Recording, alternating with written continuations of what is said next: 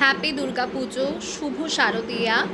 আমাদের দুর্গা পুজো অষ্টমীর দিনকে উইদাউট শাড়ি কিন্তু হয় না। অষ্টমীর অঞ্জলি কিন্তু শাড়ি পরেই দেব।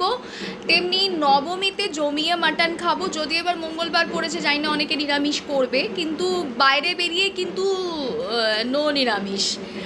আর মানে মা 4 দিনের জন্য আসছে, মাকে আমরা তো খুব ভালোভাবে প্যাম্পার করি, আদর যত্ন করি। তেমনি আমরা মেয়েরাও যখন বাপের বাড়ি যাই আদর যত্ন পাই। এবং এই পুজোতে স্পেশালি বাড়িতে নো রান্নাবান্না, যদিও বা যেটুকু করব বাইরে ফাটিয়ে খাবো দাবো, ঘুরবো, ফ্যামিলির সাথে এনজয় করব, কাছের মানুষ মানে মানুষের সাথে সময় বার করব, কারণ আমাদের সময় বের করাটা খুবই মানে প্রবলেম এখনকার দিনে, সবাই যখন জব করে।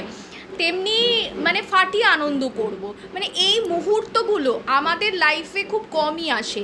পুজো এগিয়ে আসুক কি পিছিয়ে আসুক, অনেকেই বলছে এগিয়ে এসছে, গরম বেশি, কিন্তু সত্যি কথা বলবে এই 4 দিনের জন্য আমরা রীতিমতো অপেক্ষা করে থাকি যে 4টে দিন আসবে, বাঙালি ফাটিয়ে আনন্দ করবে, ঝড় বৃষ্টি তুফান যাই হোক।